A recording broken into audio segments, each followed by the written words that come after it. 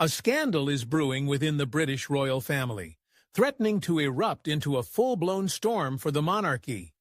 Reports indicate growing tension between King Charles III and Queen Camilla, stemming from the actions of the latter and her inner circle, which, in the monarch's view, have negatively impacted the situation with Prince Harry.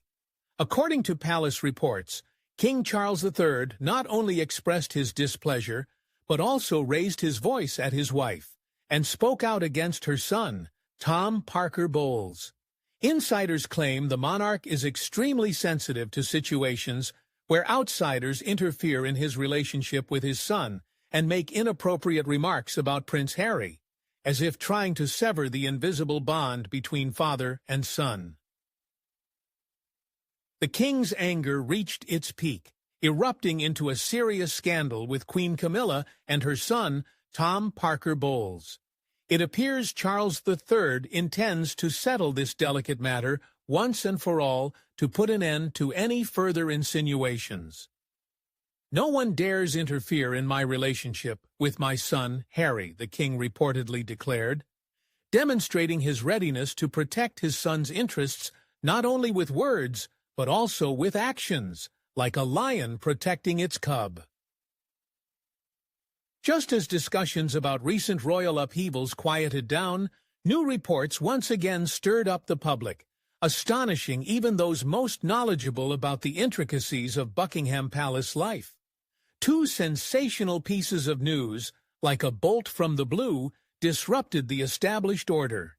On one hand, hints emerged of a possible return of Prince Harry and Meghan Markle to the royal fold, which came as a complete surprise to many, like a phoenix rising from the ashes. On the other hand, King Charles III, it seems, intends to quash any such attempts by taking stern measures against Queen Camilla's son, Tom Parker Bowles, under pressure, including from Harry himself. To better understand the situation, both pieces of news must be considered together, as they are closely intertwined and directly influence each other.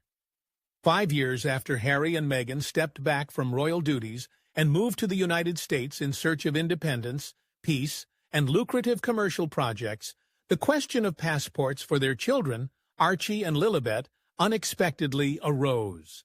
As reported by The Guardian, the Duke and Duchess of Sussex requested that their children be granted the title of Royal Highness with the surname Sussex added.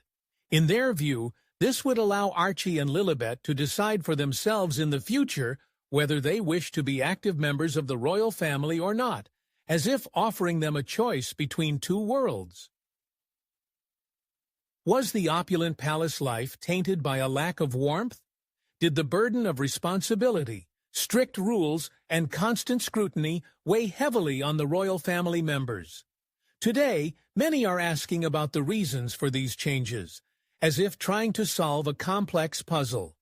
Insiders close to the royal family express bewilderment. Meghan seems entirely focused on the future, planning to create her own lifestyle brand with her daughter, Lilibet, as if she already sees herself as a queen of a new era. At the same time, Prince Harry, conversely, seems to have one foot still in London. Is it nostalgia, guilt, or political intrigue? According to one publication, the decision to grant titles to the Sussex children is seen by some analysts as a clear signal of the couple's desire to maintain the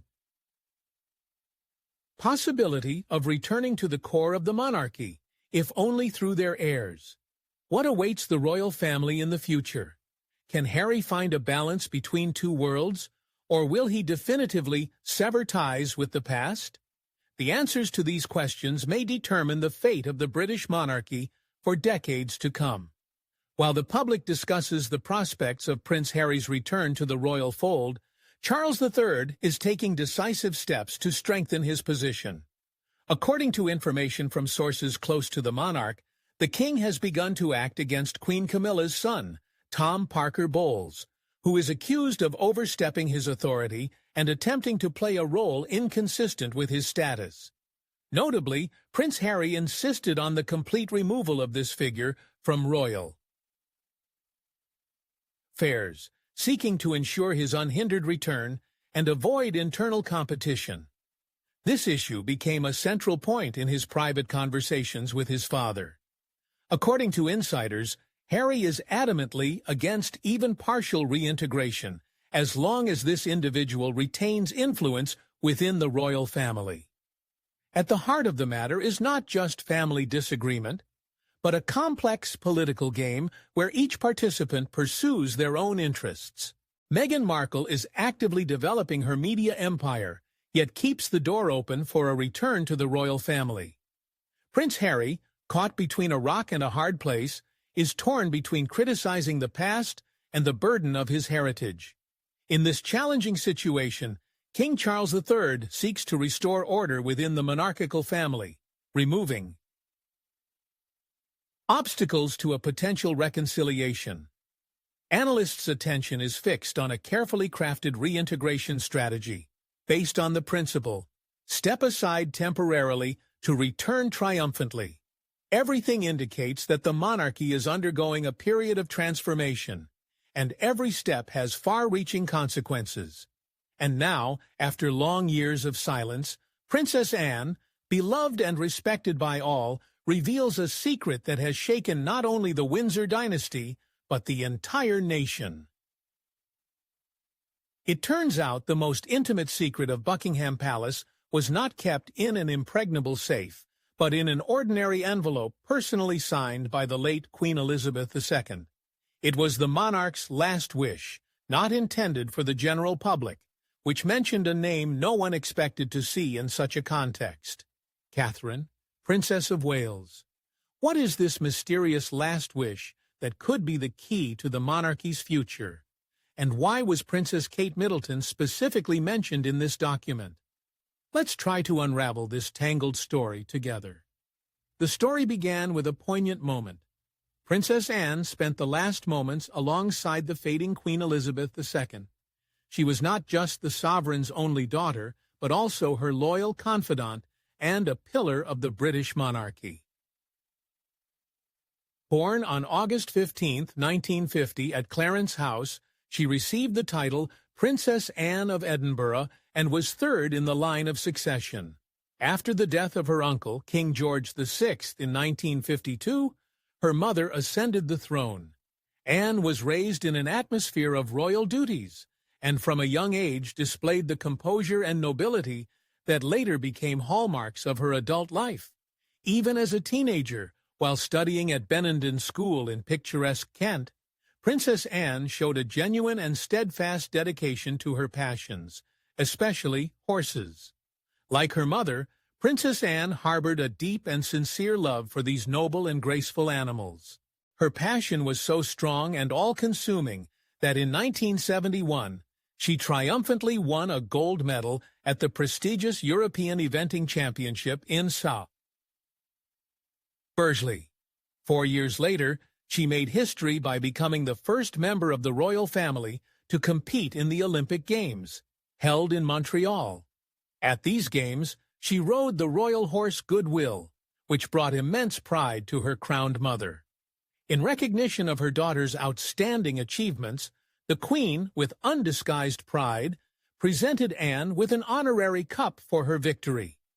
Later, in 1987, she bestowed upon her the prestigious title of Princess Royal, a title traditionally reserved for the monarch's eldest daughter, which served as further vivid evidence of recognition for her merits and unwavering devotion to the crown. The relationship between Anne and Elizabeth was built on a strong foundation of deep respect and shared interests. Both women were characterized by a rational and balanced approach to life, had a fondness for the beauty of nature, and shared the firm conviction that true greatness lies in serving society, rather than in seeking ostentatious publicity and external trappings. In one of her candid interviews with ITV, Princess Anne recalled that her mother served as a living and clear example for her, demonstrating through her behavior that true leadership lies not in delivering loud and passionate speeches, but in the ability to listen attentively to others and constantly learn new things.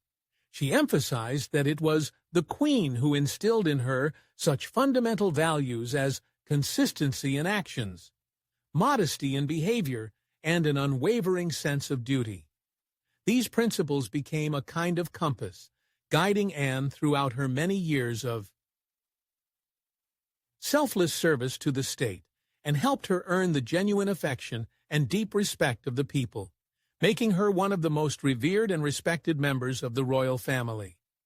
Princess Anne has always enjoyed particular public affection and favor due to her down-to-earth nature, authenticity, and lack of ostentation. She never sought power and avoided excessive media attention, preferring to quietly and conscientiously fulfill her duties, making her humble contribution to strengthening the monarchy without demanding intrusive publicity or pomp. The entire country knew and loved the Queen's only daughter for her unwavering loyalty and sincere affection for the late Princess Diana. It was to this remarkable woman that Elizabeth II entrusted her last and perhaps most sensitive and delicate secret. Princess Anne, perhaps more than anyone else in the royal family, understood the true meaning of service and self-sacrifice. She understood that the crown is not merely a symbol of power, but also a heavy burden borne by those willing to uphold its enduring value. It was this inner strength, cultivated by her mother's example, that prompted Anne to undertake the delicate mission of delivering the Queen's letter, a message that was poised to challenge centuries-old traditions and potentially reshape the monarchy's future. Despite her inherent doubts, Princess Anne was not about to deviate from the oath she had given her late mother. The Queen had made her choice, and it was up to Anne to convey it to the public precisely when the monarchy desperately needed change.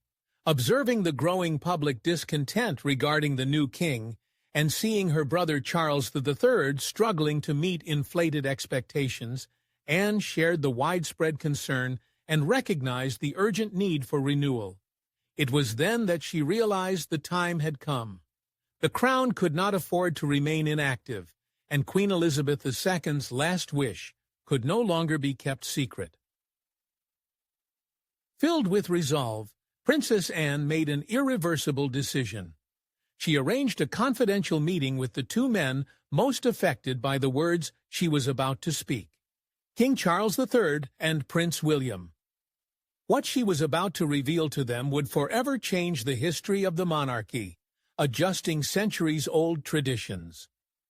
On an otherwise unremarkable London night, beneath a leaden blanket of clouds and thick fog, as silence enveloped the city like a soft shroud, a moment capable of rewriting history was brewing within the walls of Buckingham Palace. Princess Anne, alone in her chambers, reread the letter given to her by her mother, Queen Elizabeth II, shortly before her passing.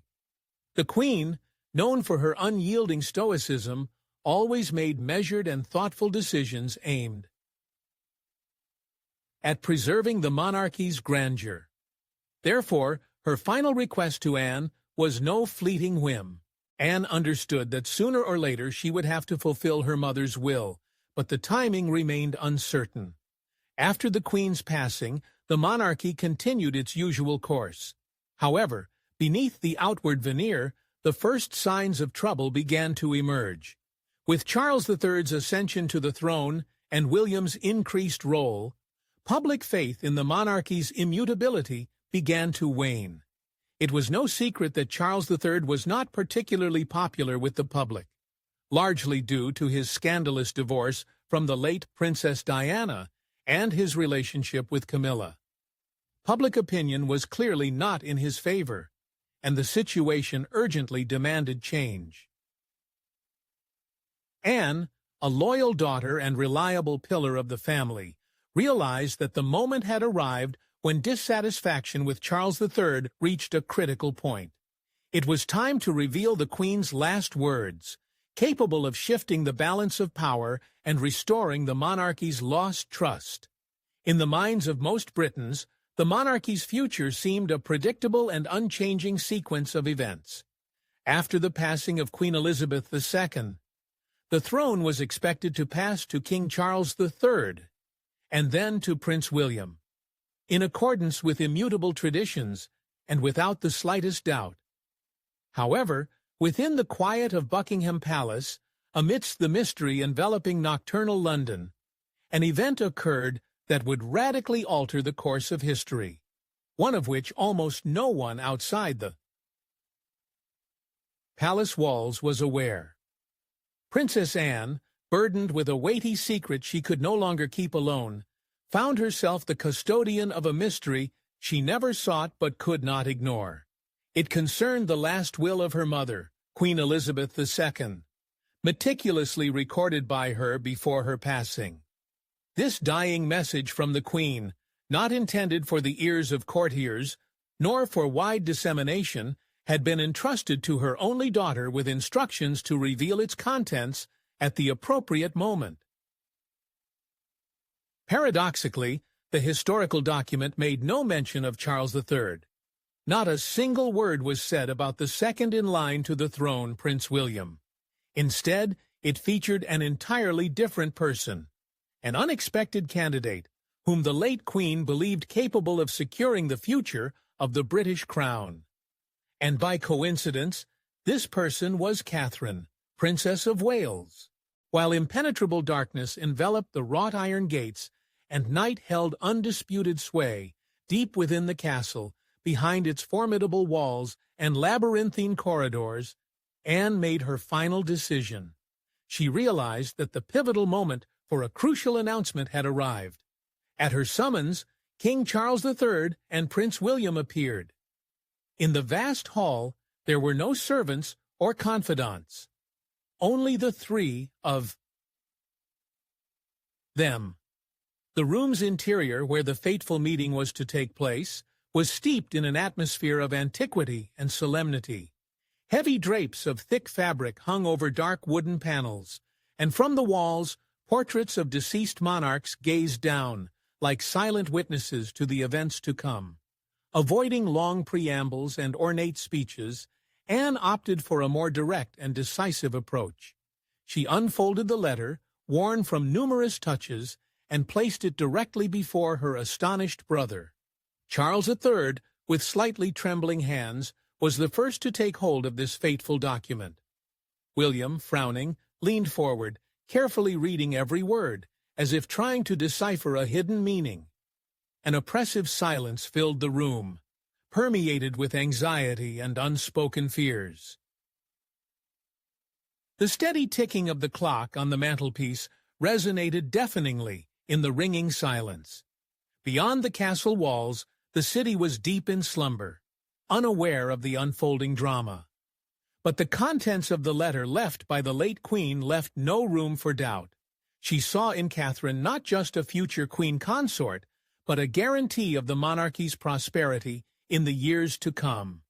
The deceased queen believed that the monarchy's future depended not so much on the reigning monarch as on a woman who had already won the love and recognition of the people, one who had earned trust through her work, rather than simply inheriting it by birthright. Charles III was stunned by the unexpected revelation presented by his elder sister. His voice, breaking the silence, expressed protest against the letter's contents, which he deemed unconventional and contrary to established norms.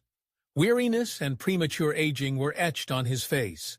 William remained silent, only gazing intently at the letter's lines.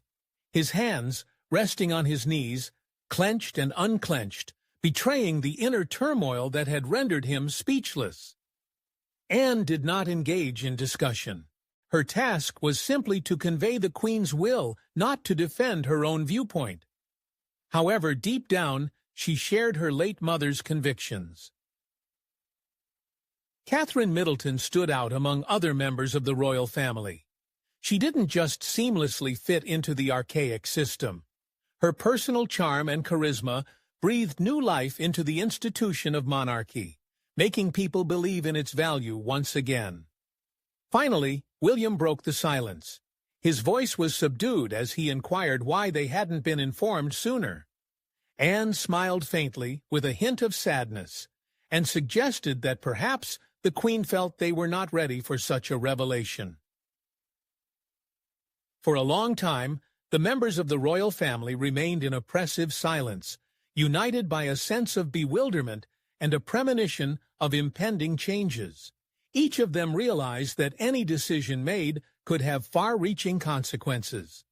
The scandalous letter not only introduced significant adjustments to the centuries-old history of the monarchy, but also called into question its fundamental foundations.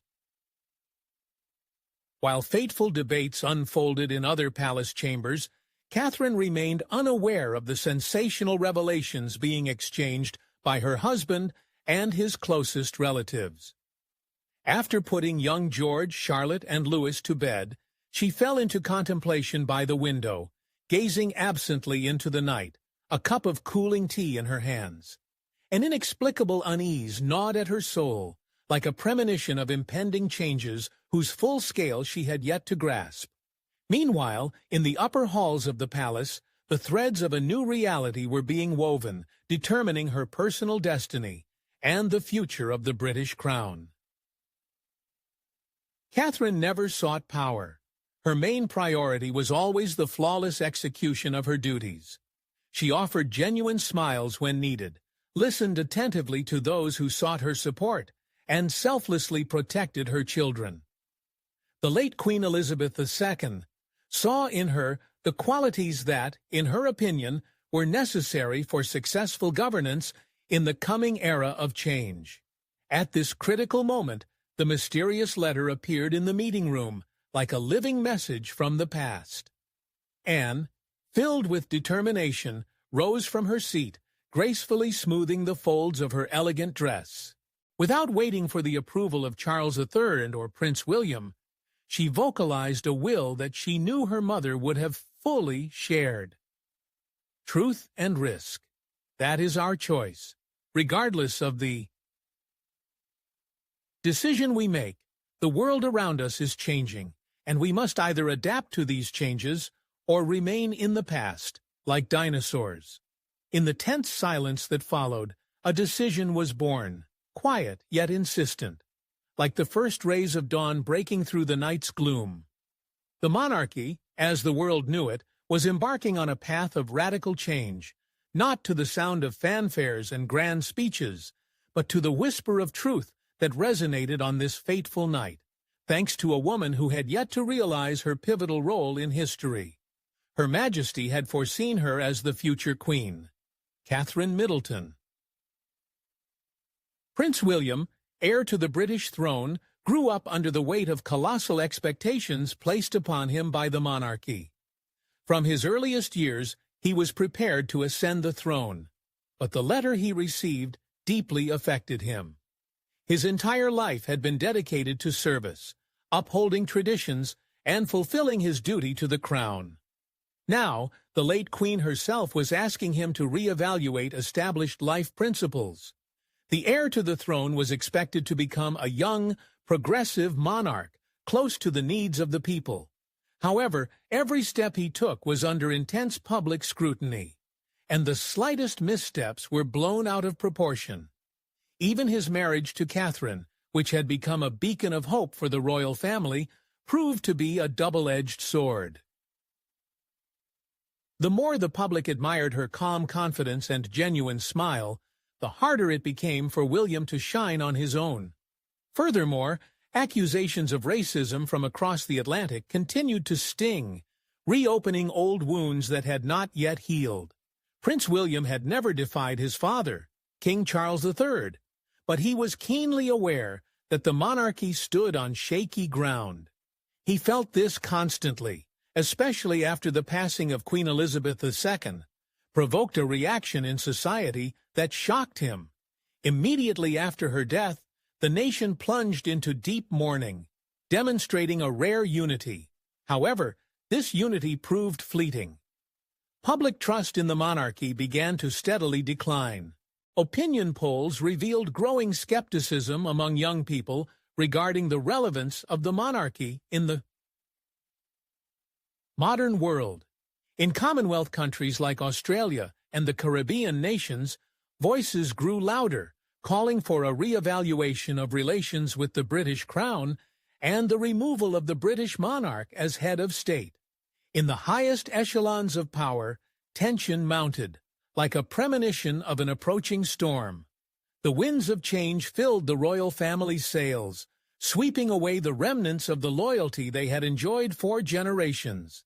It became increasingly clear that traditions alone were insufficient to maintain the status quo. They needed to re-earn public recognition and prove their relevance. Deep down, they understood that no lavish press conferences or expensive PR campaigns could restore lost trust. Society yearned for change and needed a genuine leader, someone who could be trusted and with whom they could identify. Someone like Catherine, whose image evoked genuine interest and hope. Queen Elizabeth II showed foresight, discerning the impending changes long before they became apparent to the general public. She made her decision quietly, without unnecessary pomp or fanfare. William was surprised that his mother had not only overlooked him, but had preferred his wife to him. However, this was not entirely unexpected for him. Catherine never sought power, chased sensations, or courted public sympathy. She simply performed her duties as a member of the royal family with unwavering composure and quiet perseverance. William carried the burden of centuries of history on his shoulders, while Catherine bore her responsibilities quite differently. She possessed something he did not: the ability to forge a strong connection with ordinary people, offering them comfort and inspiring them to new achievements. Perhaps it was her background outside the royal family that gave her the necessary experience and a deep understanding of real life. The Queen saw this, and now William was forced to acknowledge it. To an outside observer, the life of the royal family continued in its usual course. Lavish receptions, active participation in charitable events, and flawless photographs for glossy magazines created an illusion of immutability. However, behind the scenes of this splendor, discord was brewing. The monarchy's infallible image proved to be far more fragile than anyone could have imagined. Public affection began to relentlessly dwindle, like water slipping through fingers. Will the institution withstand the onslaught of circumstances, or will it be transformed by the will of an extraordinary individual, a woman more deserving of the crown than any of the crowned heirs?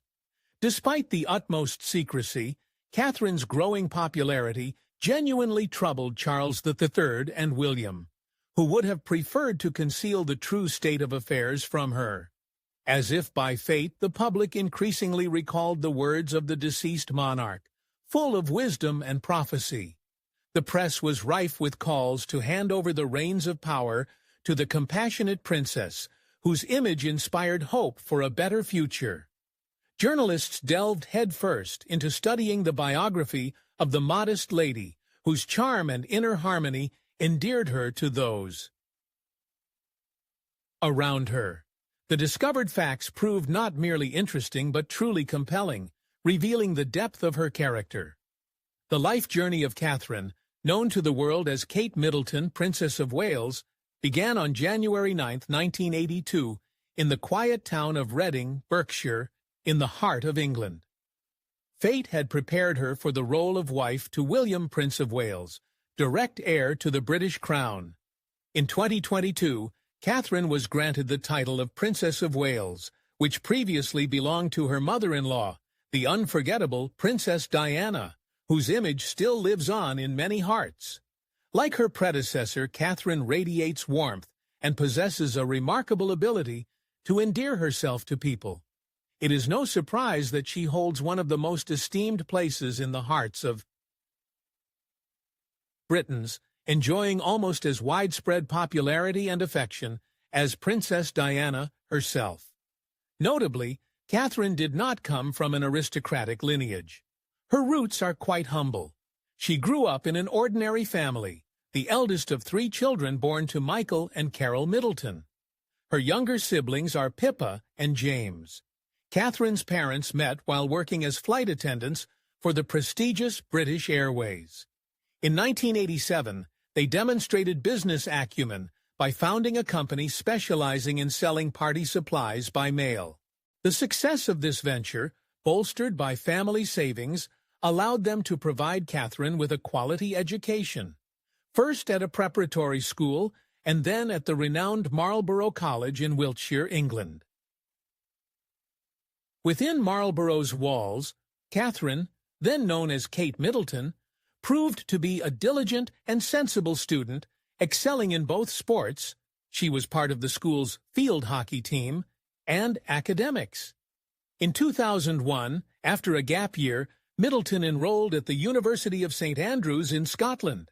There, she pursued art history and took on various jobs, contributing to her family's finances. After graduating from St. Andrews in 2005, she worked for a time as an accessories buyer for a clothing retailer. Later, she decided to join the family business, taking on various responsibilities at her parents' company, while also engaging in charitable activities. Catherine was building career plans, but fate, as is known, is full of surprises, and entirely new prospects awaited her soon.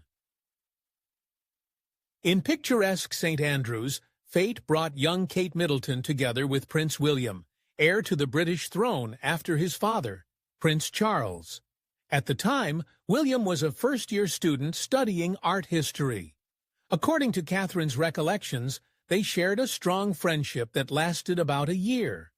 In 2002, their friendship blossomed into romance when they moved into a shared house with other students. The young couple tried to keep their relationship private, and the wider public only learned of it in 2004 when paparazzi photographed them together on a skiing holiday in Switzerland. In 2007, the couple went through a difficult period and temporarily separated. Middleton later admitted that the breakup, despite the initial pain, only made her stronger. However, after a short time, they reconciled. After several years of incessant speculation in the British press about a possible marriage, during which Middleton was subjected to tabloid attacks and earned the derisive nickname Waity Katie, their engagement was announced in November 2010. Ahead of her entry into the royal family, Kate Middleton adopted the more formal name Catherine. On April 29, 2011, a lavish royal wedding took place at Westminster Abbey in London, becoming one of the most talked-about events of the year. Following the marriage, Catherine received the title of Duchess of Cambridge. On July 22, 2013, the eagerly awaited first child, Prince George Alexander Louis of Cambridge, was born to the couple.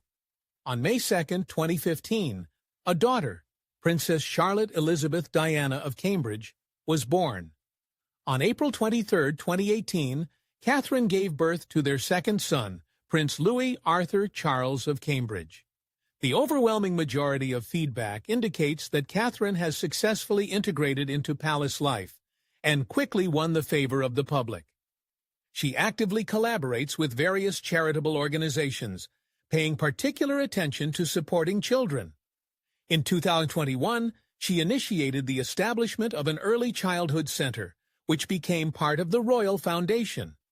Additionally, Catherine supports initiatives aimed at addressing mental health issues. Since joining the royal family, Catherine has proven herself not only a paragon of elegance, but also a vigorous advocate for good causes. Her participation in various events is not limited to formal adherence to protocol. She genuinely immerses herself in causes that are important to her. Her charitable work has become an integral part of her public image. To date, she has skillfully balanced royal duty with personal compassion. One of Catherine's most touching acts was her modest donation of 7 inches of her hair in 2018 to the Little Princess Trust, a charity that makes wigs for children suffering from cancer. Influenced by her hairdresser, Joey Wheeler, she made this decision privately, without seeking public attention. This act serves as a reminder that the most genuine acts of kindness are often performed away from public view. It was a simple yet significant gesture, reflecting the quiet generosity she has demonstrated over many years. Contrary to suggestions that her actions are driven by a desire for attention, Catherine was actively involved in charity work and sought to improve people's lives long before her marriage to Prince William. In 2008, she organized a charity roller disco that raised £100,000 for Oxford Children's Hospital and mental health projects. In 2017, she organized a photo exhibition to raise funds for UNICEF. In a world where royal intrigues intertwine with personal dramas, a new phase of conflict is unfolding, one that could forever alter the fate of the British monarchy. What lies behind the closed doors of Buckingham Palace? What secrets and decisions are poised for revelation? The scandal that rocked the royal family proved to be just the tip of the iceberg.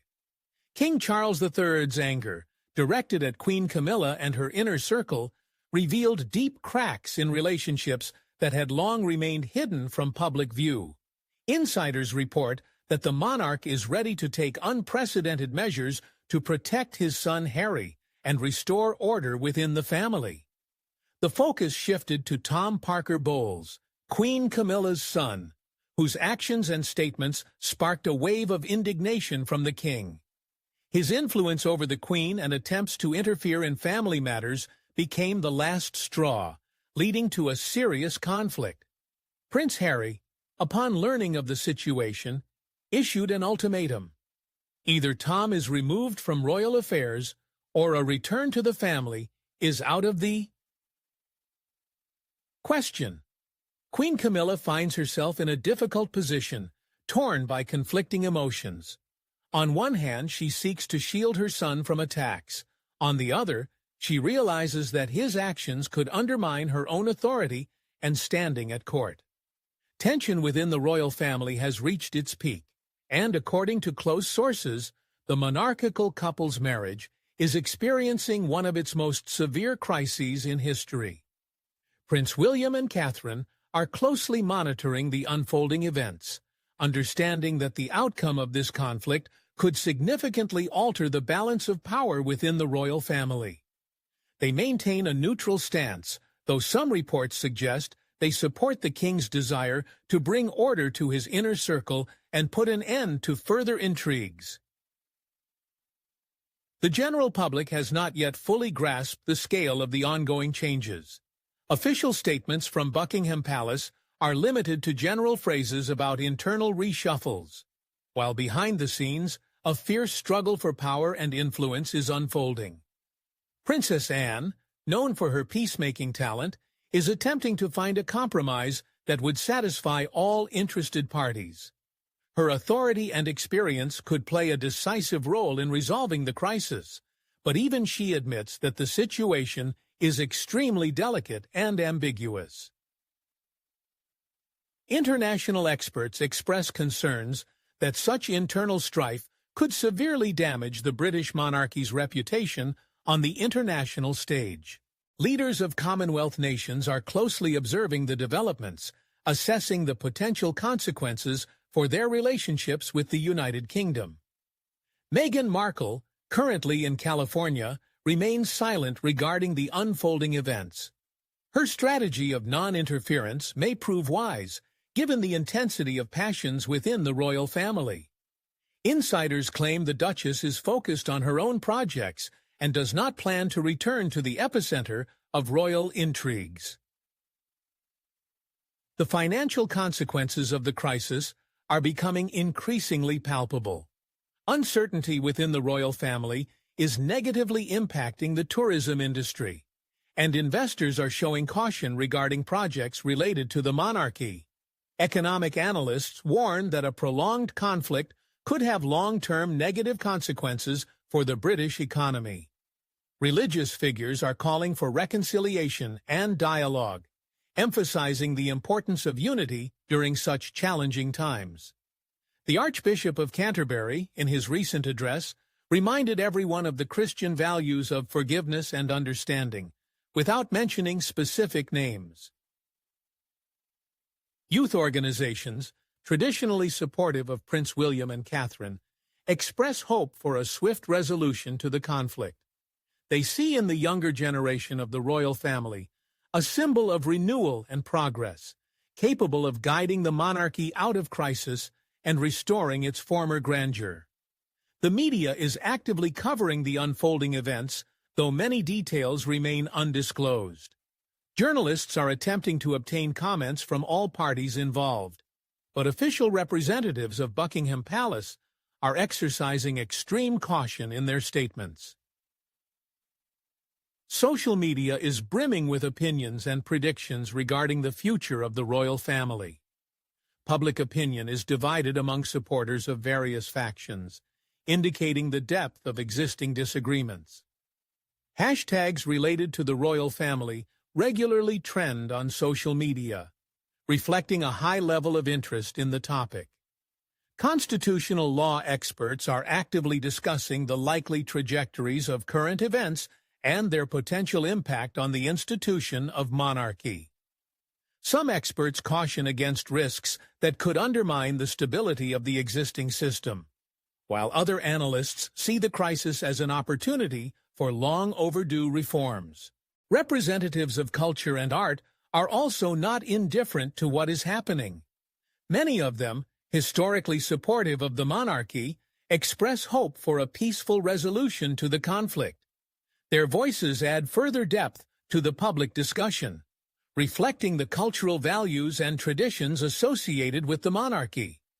Veterans organizations, closely associated with the royal family, persistently call for the preservation of unity and stability in the country. They emphasize the importance of the monarchy as a symbol of national unity and the continuity of historical traditions, recalling the monarchy's contribution to maintaining the nation's morale. Educational institutions, many of which are under royal patronage, are closely monitoring the dynamics of events. Leaders of universities and schools recognize that the outcome of the crisis could impact their relationships with the monarchy and access to royal support programs, potentially affecting educational initiatives and opportunities for students. Charitable organizations operating under the patronage of royal family members find themselves in a delicate situation. They are forced to balance between various stakeholders, striving to maintain support and funding for their socially significant programs aimed at assisting those in need and implementing public welfare projects. The business community expresses concern regarding the possible consequences of the crisis for the country's economic well-being. Representatives of large businesses call for a swift resolution to the conflict, emphasizing that stability is a key factor for attracting investments and maintaining a favorable business climate. Regional leaders in Scotland, Wales, and Northern Ireland also voice their concern about the current situation. They understand that the crisis within the royal family could negatively impact the unity of the United Kingdom and relations between its constituent parts, potentially leading to a review of existing political and economic ties. Britain's international partners are closely following the developments, assessing the potential impact on bilateral relations. Diplomats note that the monarchy's stability is an important element of the country's international image and its ability to act as a reliable partner on the global stage. Under these circumstances, the role of Prince William and Catherine, viewed as a stabilizing factor, takes on particular significance. Their composure and restraint during the crisis command respect and public support. Many see in them hope for overcoming the current difficulties and returning to stable development. Princess Anne continues to strive for compromise, using her authority and extensive experience to reconcile the conflicting parties. Her position as a senior family member and trusted confidant of the late Queen makes her opinion particularly significant in the current situation, allowing her to act as a mediator and advisor. King Charles III, despite all the complexities, demonstrates a firm resolve to complete the reforms he has initiated. His readiness to make difficult decisions attests to the seriousness of his intentions and a deep awareness of his responsibility to the institution of monarchy and the country's future. Events took an unexpected turn when news emerged of a secret meeting between King Charles III and Prince Harry, held in the strictest confidence at one of the royal residences. This meeting, which has not received official confirmation, could prove to be a turning point in the relationship between father and son, paving the way for reconciliation and mutual understanding. According to informed sources close to the royal court, the monarch himself initiated the meeting, determined to personally discuss the terms of a potential truce with his son. The main stumbling block in this delicate matter remains Prince Harry's insistent demand for the complete removal of Tom Parker Bowles from any activity related to the royal family, which presents the king with a complex dilemma. News of the secret negotiations provoked an angry reaction from Queen Camilla. Insiders report a tense scene between the couple, during which the Queen accused her husband of betraying her family's interests. This conflict could have serious consequences for their relationship and undermine Camilla's position within the royal hierarchy. Prince William, initially unaware of the meeting between his father and brother, was presented with the facts only after its conclusion. His reaction was mixed. On one hand, he supports the desire to restore family harmony. On the other, he expresses concerns that concessions to Prince Harry could set an undesirable precedent. Catherine, who usually avoids involvement in internal family disagreements, adopted a more active stance this time. According to sources, she supports her husband in his pursuit of family unity, but insists that any decisions be made collegially. Tom Parker Bowles, caught in the eye of the scandal, is making desperate attempts to strengthen his position, resorting to the support of influential family friends. However, his authority was severely undermined after information about his critical remarks concerning the late Princess Diana came to light. Princess Anne, known for her diplomatic talent, has taken on the role of mediator, organizing an unofficial meeting of all interested parties. Her efforts are aimed at finding a compromise solution that will preserve family unity without compromising principles and dignity. Public opinion is gradually leaning towards reconciliation with Prince Harry, especially after the details of his demands became known. Many believe that the demand for Tom Parker Bowles' removal is entirely reasonable and fair. Meghan Markle, while maintaining official silence, has indicated through her representatives that she fully supports her husband's position. Her willingness to engage in dialogue could play a decisive role in the reconciliation process, although many questions still remain open. Global media outlets are actively covering the developments, presenting them as a turning point in the history of the modern British monarchy. Analysts agree that the outcome of this crisis could determine the institution's future for decades to come. Financial markets reacted to the news of a possible reconciliation with noticeable optimism, indicating investors' hopes for stabilization. The pound sterling strengthened against major currencies, and shares of companies linked to the tourism industry showed growth. Religious leaders welcomed signs of a possible reconciliation, seeing in it the embodiment of Christian values of forgiveness and love. The Archbishop of Canterbury expressed readiness to provide full support in the process of restoring family ties. Prominent political figures from various parties also expressed support for reconciliation efforts, emphasizing the importance of the royal family's unity for state stability. The Prime Minister, in an official statement, stressed that the government is ready to provide any necessary assistance. Youth actively supports the idea of reconciliation within the royal family, viewing it as a symbol of openness to dialogue and the ability to find compromises. Well-conceived social media campaigns are gaining momentum, exerting a tangible influence on public opinion and, consequently, on the royal family's decisions. Veterans organizations, traditionally supportive of Prince Harry, express hope for his return to active public life in the United Kingdom. It is emphasized that his experience and authority are of immense importance for supporting military personnel, especially those facing difficulties adapting to civilian life. Charitable organizations that previously collaborated with Prince Harry declare their readiness to resume joint work upon his return.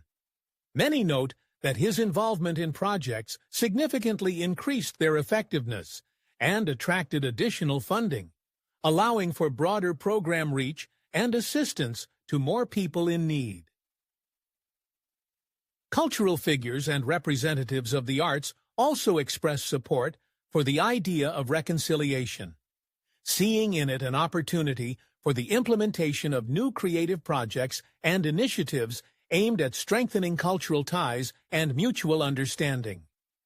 Some are already prepared to participate in events dedicated to the family's reunification, offering their talents and resources to create vivid and memorable occasions.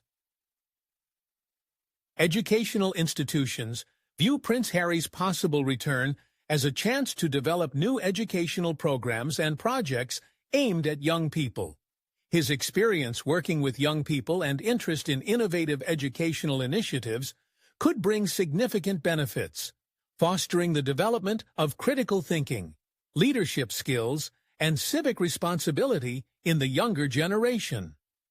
Business circles see reconciliation as an opportunity to stabilize the economic situation and improve the country's investment climate. Representatives of large businesses declare their readiness to support any initiatives aimed at restoring unity and stability, understanding that this will create favorable conditions for entrepreneurship development and investment attraction. Regional leaders also welcome the prospects of reconciliation, recognizing that a unified royal family will contribute to strengthening the unity of the United Kingdom and enhancing its authority on the international stage. They express readiness to support any events and initiatives related to Prince Harry's return, seeing this as an opportunity to strengthen regional ties and develop local communities. Britain's international partners positively assess the prospects of reconciliation, viewing it as a sign of stability and maturity of British institutions.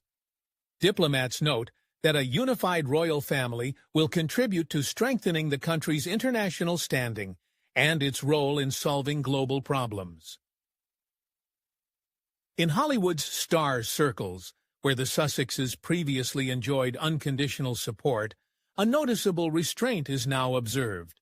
Celebrities prefer to refrain from comments, awaiting the resolution of the uncertain situation. At the same time, individual film producers are already showing interest in creating documentaries dedicated to the hypothetical return of the estranged couple. Financial matters related to the return require meticulous analysis. Prince Harry and Meghan will need to review their commercial agreements and potentially terminate some of them. Buckingham Palace is prepared to offer financial support, but on the condition of full transparency in their business operations. Security issues remain among the most complex.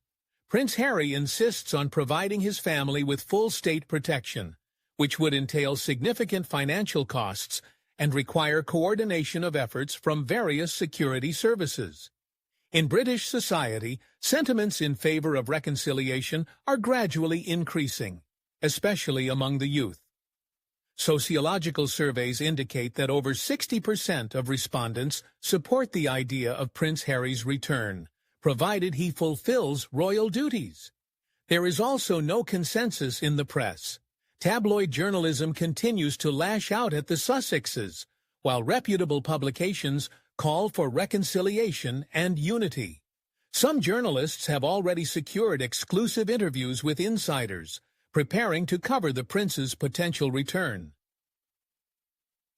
Charitable organizations closely associated with Prince Harry are actively advocating for his return.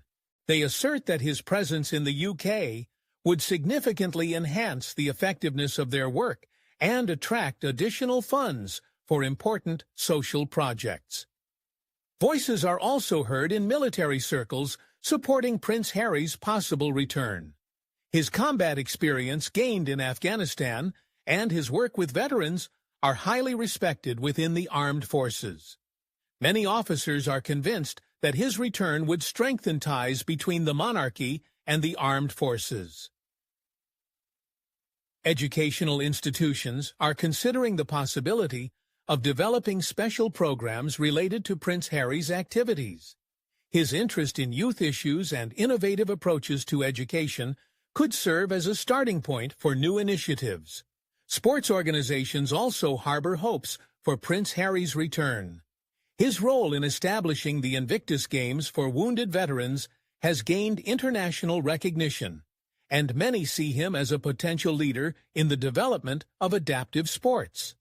Environmental organizations are showing interest in possible cooperation with Prince Harry. His conservation work in Africa and other regions could form the basis for new environmental projects in the UK. Technology companies are also not staying on the sidelines. Prince Harry's experience in using digital platforms and his understanding of modern communication technologies could prove beneficial for modernizing the monarchy.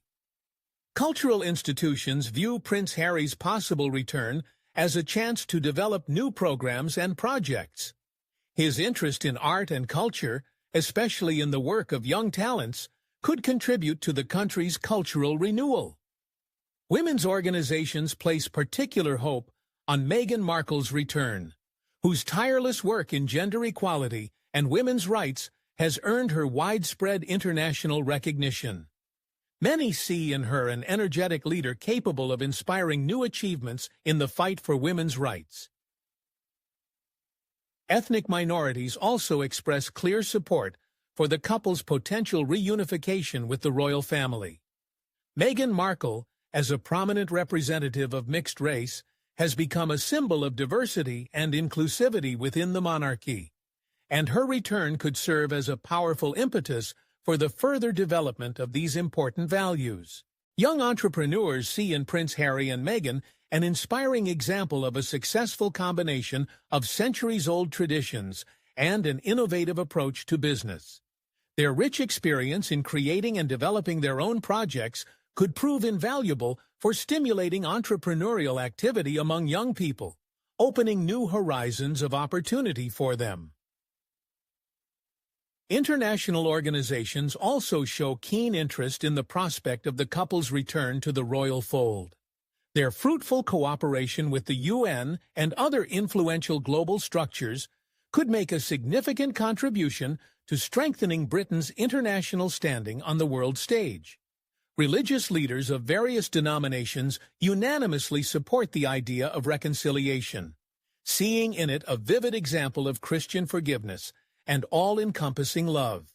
They are ready to provide comprehensive spiritual support in the challenging process of restoring family ties and healing old wounds. Psychologists and experienced family therapists also express readiness to provide professional assistance in the delicate process of reconciliation. They emphasize the exceptional importance of qualified support for overcoming accumulated grievances and restoring lost trust between family members. Qualified lawyers are painstakingly working on creating new legal frameworks that would allow Prince Harry and Meghan to return to the royal family with clearly defined rights and responsibilities. These carefully drafted documents are designed to take into account both the historically established requirements of the monarchy and the modern realities of a dynamically changing world. Experienced financial consultants are developing detailed plans for restructuring the couple's assets, aiming to ensure their activities fully comply with the strict requirements imposed on members of the royal family. This includes a thorough review of investment portfolios and commercial obligations to avoid potential conflicts of interest. Creative public relations specialists are preparing a comprehensive communication strategy for the couple's potential return to the royal family. They fully realize the importance of proper information delivery for shaping positive public opinion and mitigating potential negative reactions. Protocol services are diligently working on adapting ceremonial procedures to the new circumstances that may arise should Prince Harry return. This will require a revision of established traditional rituals and procedures to align them with modern realities and account for the new roles of royal family members. Security services are conducting a comprehensive risk assessment and developing detailed plans to ensure the family's reliable protection should they return. This includes close coordination between British and American security services to ensure maximum safety and prevent potential threats. Diplomatic services are preparing for potential changes in international relations that may be associated with Prince Harry's return. His global recognition and influence could be effectively utilized to strengthen diplomatic ties and advance Britain's interests on the world stage. All these extensive preparations attest to the seriousness of intent among all stakeholders to find a mutually acceptable solution that would satisfy all parties to the conflict. A final decision could be made in the coming weeks, and it will undoubtedly determine not only the future of Prince Harry and his family, but also the future of the entire British monarchy. A story that began as an ordinary family conflict has, over time, transformed into a global event, captivating the attention of millions. Worldwide, the outcome of this crisis could become a turning point in the history of modern monarchy, demonstrating its ability to adapt to the challenges of the 21st century and maintain its relevance in a rapidly changing world.